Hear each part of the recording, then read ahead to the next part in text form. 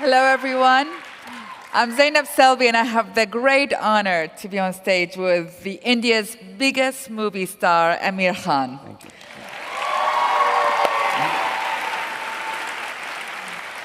I mean, we are talking beyond the actions movies of James Bond and Daniel Craig. We are talking beyond the romances of Richard Gere.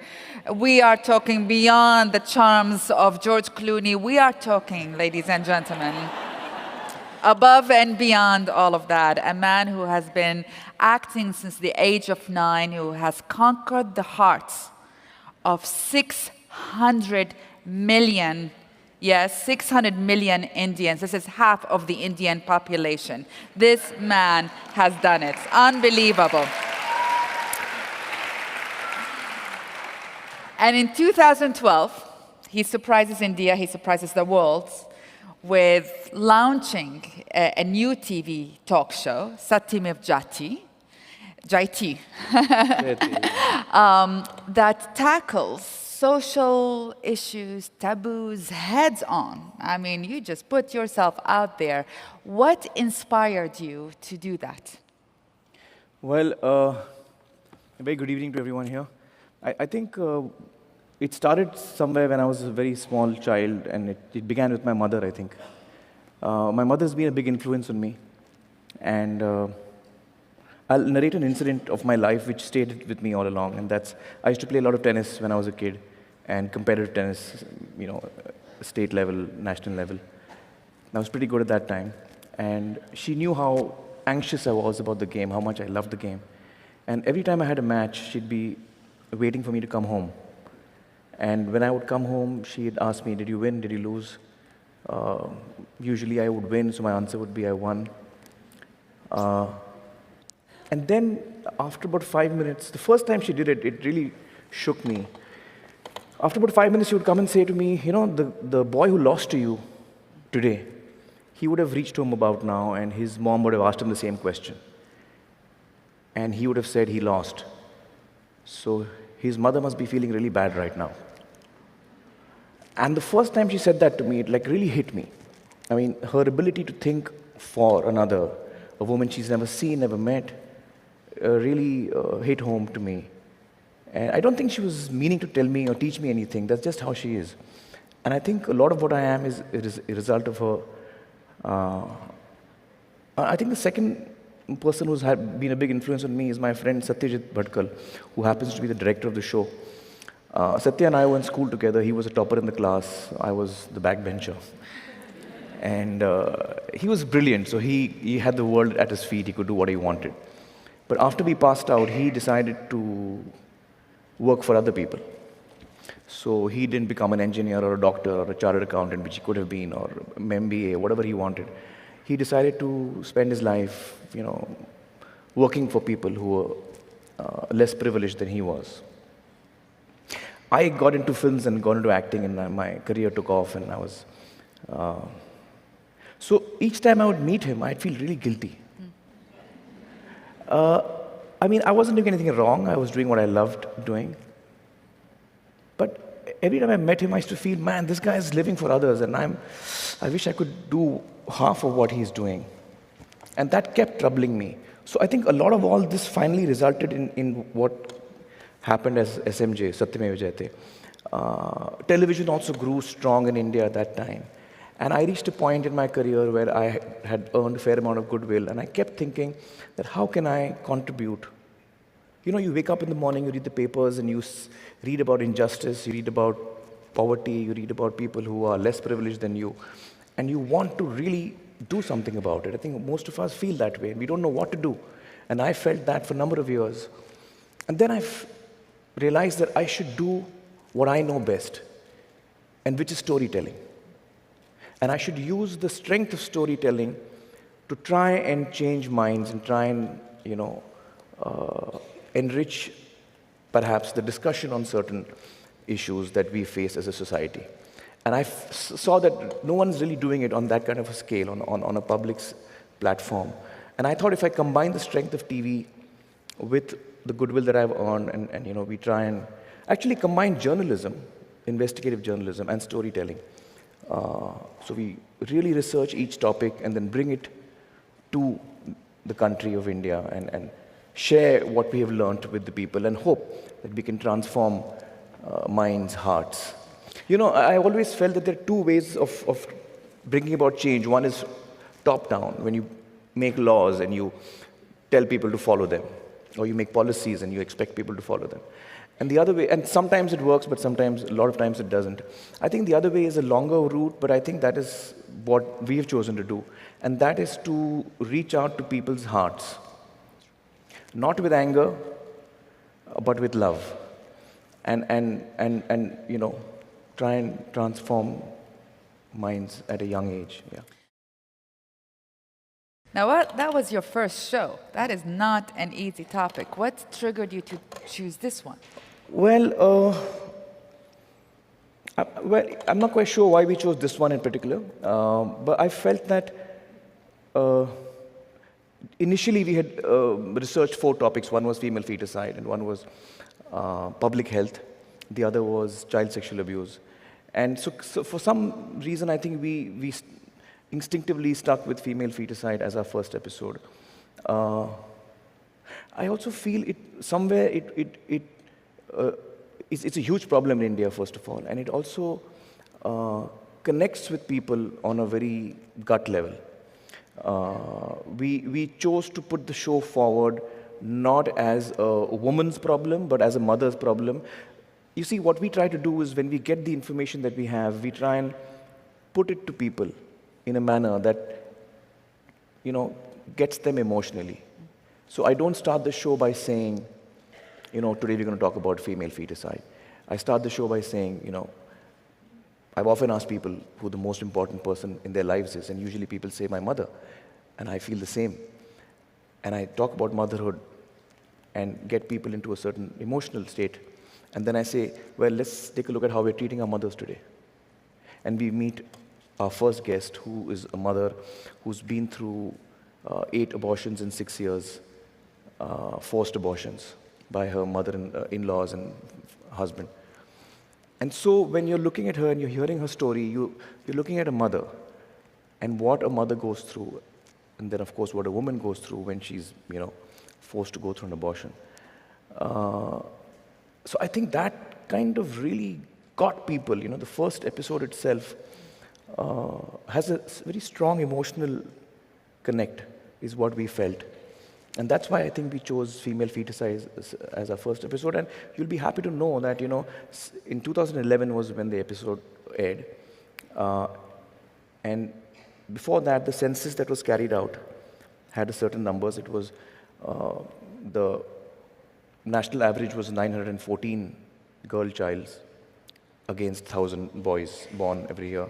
And it was sliding. It was sliding alarmingly. And certain states like Rajasthan and other states, Maharashtra, were very bad. 890, 880, you know, per 1,000 boys. You'll be pleased to know that these 2 states have revealed their numbers today after 3 years, Rajasthan and Maharashtra. And in both these states, the ratio has gone up by 50 to 60 points. So it's now around 950 to 1,000 boys. Wow, wow, wow. And I believe it's a combination of the show, which is reaching out to millions of people and talking to them, you know, emotionally.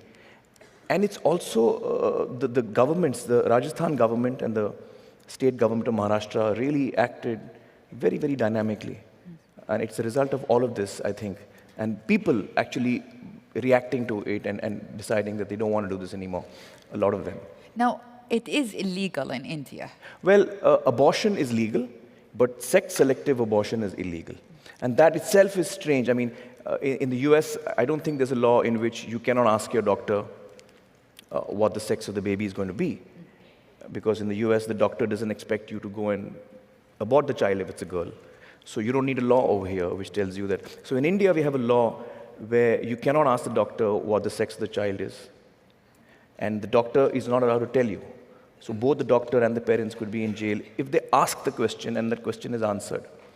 Now this law is actually, it tells us what we are. This law is needed for us, unfortunately. Otherwise, in other societies, you don't need this as a law. Usually you celebrate. I have a girl. Yeah. There's another law we have in India where as a criminal, you can't stand for elections. You need a law for that. I mean, it's sad. What I'm saying is sad. It's like black humor, because if a criminal stands for elections anywhere in the world, he won't get a single vote.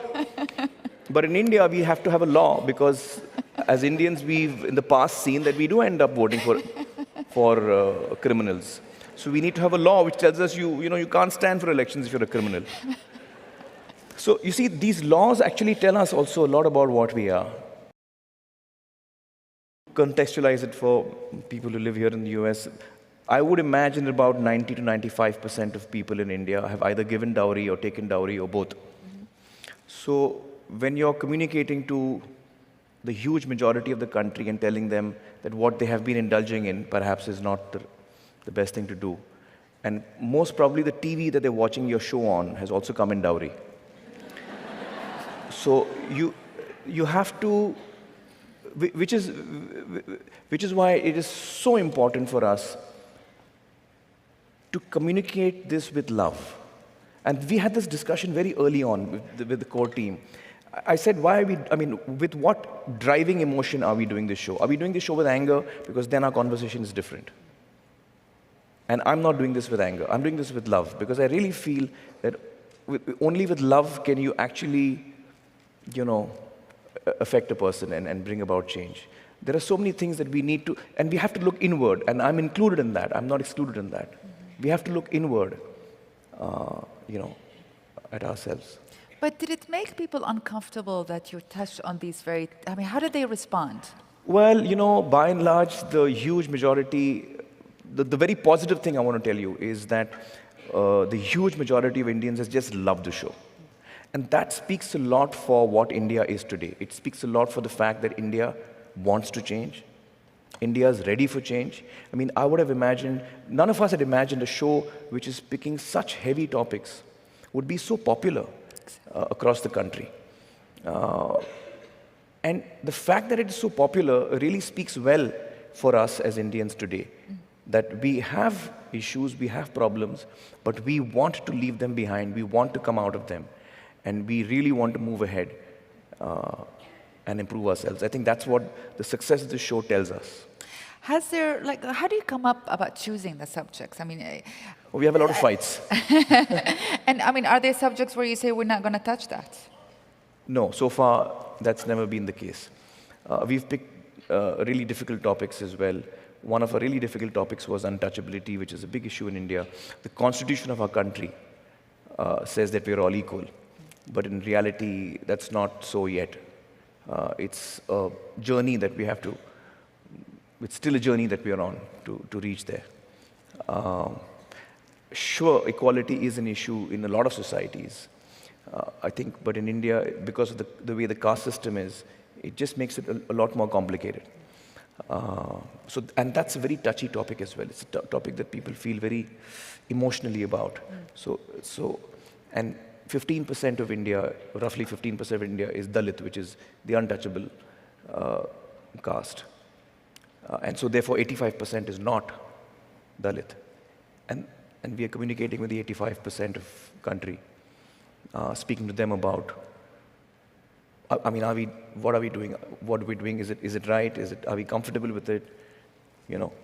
So how did you go about that? Well, we in all our shows, in all our topics, we're just honest, but we do it with a lot of love. We do it with a lot of love, so that people, let me say this much, that while the majority of the people have loved our show, there has been a minority, probably in every topic, that doesn't like us. Like, there are a couple of men's organizations which hate me. They keep writing to me emails about men's problems, and why don't you take up men's problems? So we did, in fact, in our last season, we picked up masculinity. What is it to be a male? Because we figured that unless we re-look at and hopefully redefine what a man is, things are not going to change. Uh,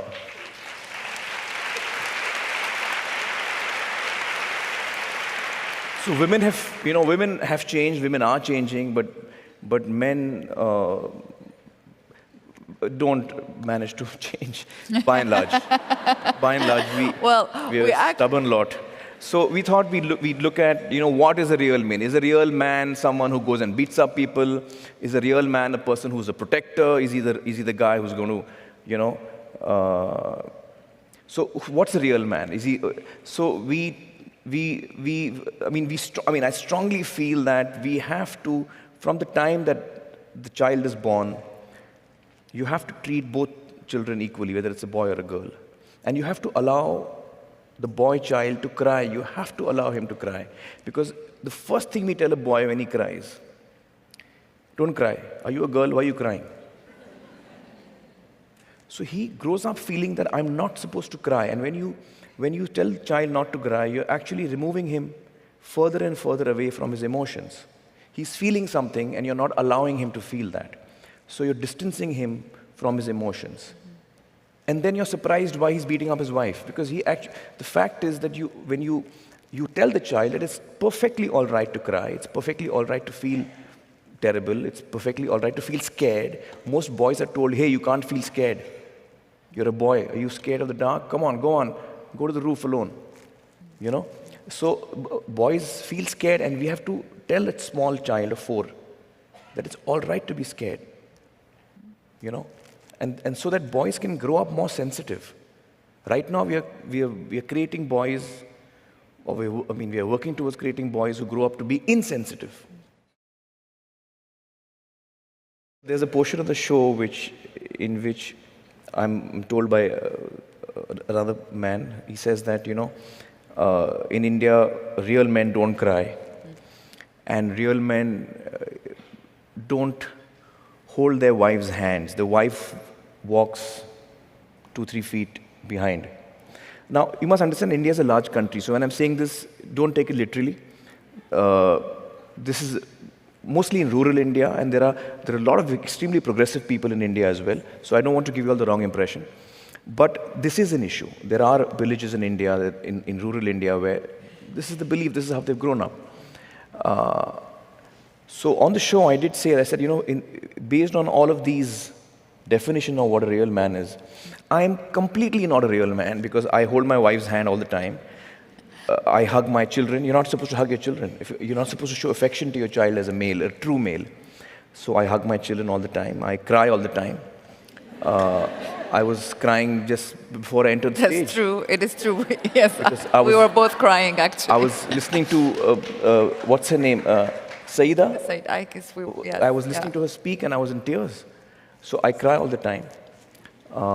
Have you cried on movies, on TV? On TV, every episode of mine, yeah.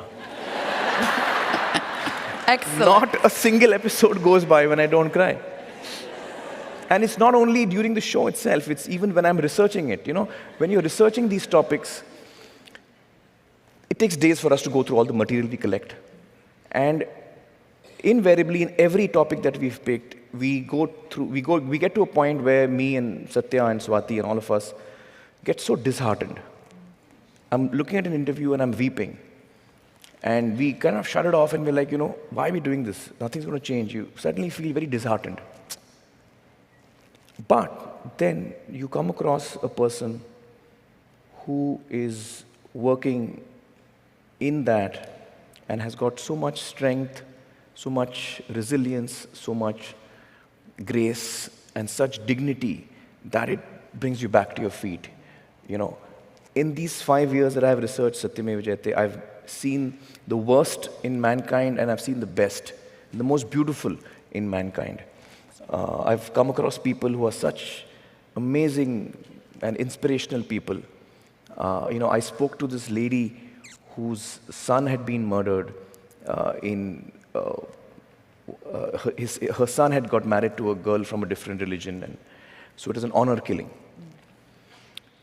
This lady spoke with such dignity and such grace, and with such forgiveness in her heart. I just couldn't get over it. it was it was so amazing to listen to her speak. She's talking about her son who's been killed. And, I don't know where she finds the strength from to still look for love, in people. I was speaking to these two women. We often assume in India that women who are from rural India are uneducated and therefore not as strong as women from cities, etc., etc. So these two women who, in the same episode of honor killings, one woman's son and the other woman's brother was killed. And they were ostracized from the village. They were targeted. They were not sold anything. Nobody spoke to them in the village. So the ashes are taken in what is called a kalash, like a pot. That pot was not sold to them. That's the kind of segregation they faced in the village. And then they did a police complaint and all of that. So the case was going on. They were threatened. They were offered money. There was political pressure put on them. Every kind of pressure was put on them. But they didn't take the case back.